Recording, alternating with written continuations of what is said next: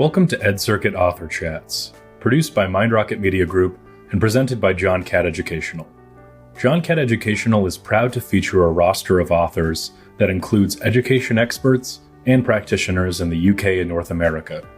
In this interview series, many of our authors will have the opportunity to discuss their latest publications and give you insights into the inspiration and strategies behind their books.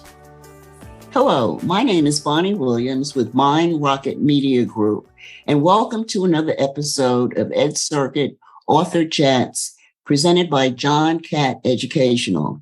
Our guest today is author and educator Jethro Jones. Jethro Jones was the 2017 National Association of Secondary School Principals Digital Principal of the Year, and is the host of the Transformative Principal, a podcast in which he interviews principals, leaders, and influencers who help improve K-12 education throughout the world. He's also the founder of the Transformative Leadership Summit and author of the books School X and, more recently, How to Be a Transformative Principal. Jethro, welcome to the show. We are incredibly excited to discuss your most recent publication with John Catt Education. Hello, Jethro, and welcome to Author Chats. Thank you, Bonnie. I'm excited to be here. Well, it's great to see you and great to have you. Can you give a little insight into your recent publication? What does it mean to be a transformative principal? Well, as you mentioned in the beginning, I've been trying to figure that out for almost a decade through my podcast, Transformative Principal. And the way that started is that I saw some other principals who were doing some amazing things, like taking their schools from the bottom to the top in the state assessments, creating these cultures that made people want to go to their school. And I figured there had to be a way to learn what they were doing. And so I started a podcast called Transformative Principal, with the hope of trying to figure that out. And so to answer the question directly, to be a transformative principal means that you transform the people, the school, the culture that you're working with into something better. And that's really what I think the goal is for everybody who goes into education. Nobody wants to be just a warm body. Nobody wants to be just putting out fires. Everybody wants to help whoever they're working with get better and lead at the highest level that they possibly can. Well, how was your experience in education? How was that helpful for you in writing this book? Well, really, having that desire to transform things made it possible for me to have the capacity to even start that journey. And a lot of this is mindset work. And we all go through challenges and setbacks and trials that are difficult. I remember interviewing for my very first principal job, and I didn't get the job. And the superintendent called me up later and said, Jethro, you didn't get the job because you were too arrogant. And I thought, if I am too arrogant, then that's going to be tough, right? And I said, what do you mean by too arrogant? And he said, you sounded like you had all the answers.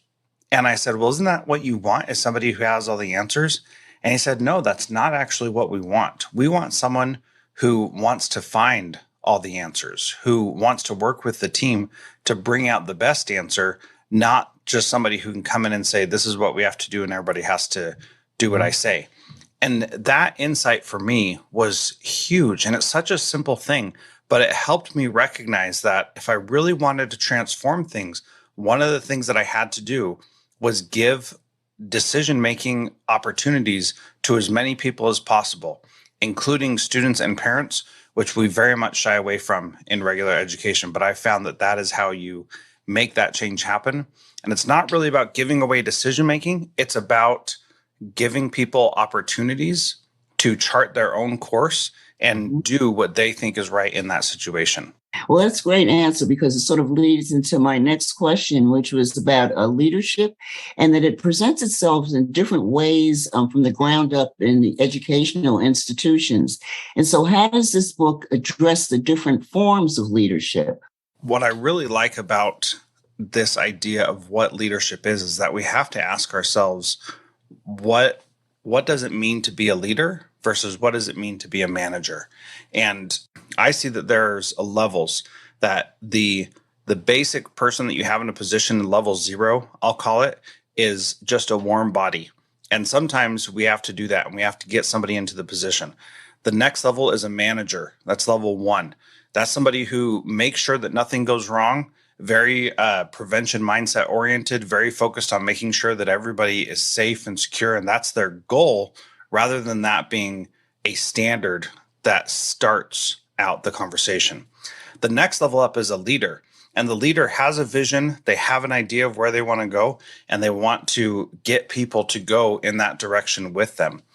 But then the fourth level is a transformative person. And the transformative person seeks to help everybody get better at what they particularly are doing, and empowers them to make decisions and be involved in things that get them to that level. And the difference between that and a leader is that there is still a vision. You can't be a leader unless you're a manager. You can't be a good transformative leader unless you're a leader. And so you still have a vision, but rather than saying our vision is this, you set this picture and you say, how do you see yourself accomplishing that vision, rather than saying, this is how you accomplish that vision. It's a minor difference, but it's a powerful difference that really makes an impact on how people feel when they're in the school, and how that leader feels as they are leading people. Oh, well, the book continues the work of your podcast and codifies a lot of information you've garnered from education thought leaders. Can you share some influential guests that maybe changed how you thought about leadership in education? Yeah. One of them is Javon McCormick, who is not an educator, and he was actually the son of a pimp and a prostitute. And I heard his story and said, man, there had to be a great teacher that was there to help him like rise from the ashes and become the CEO of 2 multi-million-dollar corporations. And so I reached out to him and asked him that. And he said, no, there wasn't any teacher who helped me. In fact, I can't really think of any teachers that made an impact on me. And I thought, man, that is such a missed opportunity, that a lot of teachers pride themselves on being that person for kids and helping kids, overcome the challenges they face. And this kid was basically forgotten all through his educational career. And nobody gave him the attention that we so often think kids need to be successful. And what that really taught me is that everybody has it in them to be great, and they can be great because of us or in spite of us. And so we need to work every day to make sure that kids are becoming great, not in spite of us, but because of us, that we're helping them achieve their goals and helping them be successful in what they see as a successful life, not necessarily saying, this is what school looks like and this is what you have to do to be successful. And I think you were one of those people, so not like John in that you're, his actual background, but that you seem to really didn't have anyone who really encouraged you too much as you were going through school. Yeah, I had a lot of people. I was a class clown, I'm not going to lie. And Javon was maybe a class clown. He didn't really get into that, but he just had a really difficult home life. I had a perfect home life, 2 loving parents who were very supportive. And the reality is, Bonnie, is that I was just bored in school because it wasn't meeting my needs. And I moved around a lot, and I saw the school wasn't designed for me as a kid. School was designed for the adults around me. And when I realized that as a young person, I recognized that they didn't really care about me as a person. And one of my favorite things to tell kids today is whenever a teacher says something like, they're not going to let you get away with this in the next grade level, it's really just a thing they say to defer responsibility for dealing with your actions. Mm-hmm. And it's a strategy that is used all the time. And I had in elementary school, people said that you're not going to get away with this in middle school. So I'd get away with it in middle school, and they'd say, you're not going to get away with this in high school. And I'd get away with it in high school, and they'd say, you're not going to get away with this in college. And then I'd go to college and I'd get away with it there, and they'd say, you're not going to get away with this in your real job. And then I'd go to my job and I'd get away with it there. And I realized that people often just don't want to confront the challenges that are in front of them, and they want to push the responsibility for dealing with that off to somebody else. That is not a smart way for educators or leaders to interact with things. You got to be present in the right now and deal with the things that you're facing right now, and not try to use some future consequence or future expectation to change behavior now. You've got to deal with that right now. If I would have had a teacher that actually cared about me and wanted to see me grow, then I think I could have been a lot more successful, and I would have graduated with more than a 2.72 GPA from high school. And if my teachers knew that I was a principal and teaching people how to be better leaders, they'd be rolling over in their graves for sure. Okay. That's really funny.